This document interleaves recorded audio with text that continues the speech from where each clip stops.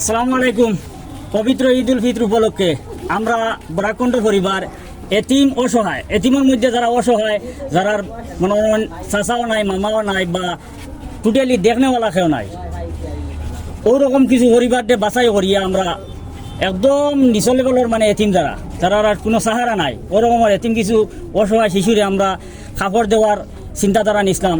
তো আজকে আমরা অবশ্যই এটা কমপ্লিট হয়ে যায়। তো আজকে আমরা এখানে এই অনুষ্ঠানে উপস্থিত হয়েছেন, আমরা বদরপুর থেকে আইছেন আমরা প্যারাগনের কর্ণধার সাহেব ভাই, আর আমরা রামদারি বাজার দারুল উলুম জফরগঞ্জ মাদ্রাসার মহতমিম মৌলানা বাহারুল ইসলাম সাহেব, আর আমরা ইসামতির আমরা মৌলানা হুসামুদ্দিন সাহেব, আরও আমরা বদরপুর থেকে আইছেন বিশিষ্ট অতিথি। আমরা বিভিন্ন সময় বড় ধরনের কোনো সমস্যা হইলে আমরা প্যারাগনের কর্ণধার আমরা সাহেব ভাইয়ের লোক আমরা যোগাযোগ করি, তাই আমরা হইয়া রাখছই যে যদি এই ধরনের কোনো বড় সমস্যায় দেখা দেয় যে এই পেশেন্ট বা এই রুগীরে তুমি তাই কোনো সাইড লাগাইতে পারবে না পয়সা মূল্যভাবে, বা কোনো এমন কোনো গরিব মানুষ যার সহযোগিতা মাতানোর মাধ্যমে কমপ্লিট হন না, তাইলে আমার ডাকিও, আমি যতটুকু লাগে সহযোগিতা করবো। আজকে দীর্ঘদিন থেকে তাই আমরা সহযোগিতা করি আইতরা, যার কারণে আজকে তানে আমরা এই অনুষ্ঠানে ডাকছি। আর আমরা বারাক কান্থার উদ্দেশ্যে তানে একটা দুইটা সংক্ষেপে কোয়ার লাগে কথা। প্রথমে ধন্যবাদ বারাক কান্থা পরিবারকে, বিশেষ করে ঈদ উল ফিতর উপলক্ষে আজকে যে উদ্যোগ বারাক কান্থা পরিবার নিয়েছেন তা খুবই প্রশংসাযোগ্য। আমাদের এখানে উপস্থিত রয়েছেন আমাদের বিশিষ্ট দুজন মৌলানা। আমরা জানি যে আমরা সবাই মুসলমান, এবং একদিন ঈদের সময় নবী করিম সাল্লাল্লাহু আলাইহি ওয়াসাল্লাম উনি ঈদের নামাজে যাচ্ছেন, যাওয়ার সময় রাস্তায় একটা ছোট্ট শিশুকে উনি দেখতে পেলেন যে সে শিশুটি কান্না করছে। নবী করিম সাল্লাল্লাহু আলাইহি ওয়াসাল্লাম একটু সামনে গিয়ে সেই বাচ্চার মাথায় হাত দিয়ে জিজ্ঞাসা করে জানতে পারলেন যে সেই বাচ্চা শিশুটি এতিম এবং তার পরনে কোনো ভালো কাপড় ছিল না। নবী করিম সাল্লাল্লাহু আলাইহি ওয়াসাল্লাম সেই বাচ্চাকে ওনার ঘরে নিয়ে যান এবং নয়া কাপড় দিয়ে সেই বাচ্চাকে বলেন যে আজ থেকে আমি তোমার বাবা এবং মা আয়েশা রাদিয়াল্লাহু তাআলা আনহা তোমার মা। এ থেকে শিক্ষা পাওয়া উচিত এবং আমরা শিক্ষা গ্রহণ করি যে এতিম বাচ্চাদের প্রতি লক্ষ্য রাখা, খেয়াল রাখা নবী করিম সাল্লাল্লাহু আলাইহি ওয়াসাল্লামের আদর্শ ছিল এবং মেসেজ ছিল। তাই আমরা যারাই ঈদ করার জন্য আমরা প্রস্তুতি নিচ্ছি, কাপড় চোপড় কিনছি নিজেদের ছেলে মেয়েদের জন্য, নিজের পরিবারের জন্য, প্রত্যেকেরই উচিত, প্রত্যেক অঞ্চলেই কিছু এতিম শিশুরা রয়েছেন। বারাক কান্থা পরিবার যে উদ্যোগ নিয়েছেন, যেখানে অসংখ্য এতিমদেরকে দেওয়া হচ্ছে, তাও প্রত্যেক বরাক বলিতে সম্ভব নয় যে সব এতিমকে বারাক কান্থা পরিবার দিয়ে যাবে।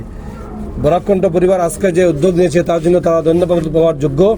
সঙ্গে একটা মেসেজ সমাজের কাছে পৌঁছে দেওয়ার উদ্দেশ্য যে বরাক উপত্যকায় যারাই আমরা যাদের ক্ষমতা রয়েছে, যারাই নিজের পরিবারের জন্য কাপড় নিচ্ছি, কমপক্ষে একটি এতিমের জন্য হলেও যাদের অবস্থা রয়েছে, যাদের আর্থিক দিক দিয়ে সচ্ছল, প্রত্যেকে একটি এতিমের জন্য কাপড় নেওয়া, সেই মানসিকতা, সেই মেন্টালিটি, সেই উদ্যোগ যদি আমরা বরাকবলির প্রত্যেকটি পরিবার নিয়ে নেই, তাহলে বরাকবলি আমি আশা রাখি এমন কোনো এতিম থাকবে না যে এতিম বিনা কাপড়ে ঈদ উদযাপন করবে। আজকে এই উদ্যোগের জন্য আমি আবারও প্রশংসা করে আমি সবাইকে ধন্যবাদ জানিয়ে আমার বক্তব্য এখানে শেষ করলাম। ধন্যবাদ। তো আজকে আমরা এখানে উপস্থিত হয়েছেন আমরা এমএসওর প্রেসিডেন্ট আমরা বদরুল ভাই, সুপরিচিত সবাই ছিলেন তান্ডে। তো আমি খুব খুশি হয়েছি তাই আজকে এখানে উপস্থিত হওয়ার লাগিয়া। একদম সংক্ষেপে দুই একটা কথা বলার লাগে বারাক কান্থার উদ্দেশ্যে বা আজকের এই মত কাজের উদ্দেশ্যে। সম্মানিত উপস্থিতি, আমি সর্বপ্রথম ধন্যবাদ জানাই বারাক কান্থা পরিবারদের। ওনারা বিগত দিন দেখেছি যে একটি ব্যতিক্রমী সংগঠন আছে আমাদের বরাকভ্যালি তথা আসামে বিভিন্ন সংগঠন আছে, কিন্তু এই বারাক কান্থা একটি ব্যতিক্রমী সংগঠন। এই সংগঠন বিশেষ করে সমাজের বঞ্চিত, নিপীড়িত, অবহেলিত যারা আছে তাদের পাশে সবসময় দাঁড়ায়, যেটা আমরা প্রত্যেকে দেখি নিউজের মাধ্যমে, ইলেকট্রনিক মিডিয়া, প্রিন্ট মিডিয়ার, সোশ্যাল মিডিয়ার মাধ্যমে। গতিকে আজকে যে একটা ব্যতিক্রমী প্রোগ্রাম করে যাচ্ছেন, যেটা হলো এতিম বাচ্চাদেরকে আজকে কাপড় দেওয়ার ব্যবস্থা করেছেন। এতিমের অন্তর যদি খুশ হয়, মহান আল্লাহ পাক রব্বুল ইজ্জত খুশ হন। তাই ওনারা যেভাবে এতিম অসহায় মানুষদের পাশে সবসময় দাঁড়ান, তাই আজকে আমরা এমএসএফের পক্ষ থেকে ওদেরকে অজস্র ধন্যবাদ জানাই এবং ওদের দীর্ঘায়ু কামনা করে আমার সংক্ষিপ্ত বক্তব্য শেষ করি। এখন আমি আমরা কাজটা শুরু করেছিলাম সাইয়ার। তো জফরগড় মাদ্রাসার যে আমরা হুজুর আছেন উস্তাদ এখানে উপস্থিত, প্রথম কাপড়ের ক্যারি ব্যাগটা আর কান্ডে করে অনুরোধ করবো যে ওটা উঠাইয়া দেওয়ার লাগিয়ে একটা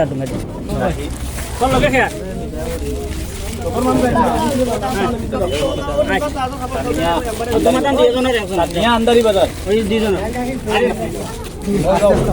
আন্দারি বাজার সানিয়া আন্দারি বাজার সানিয়া কে তোমার লগে কে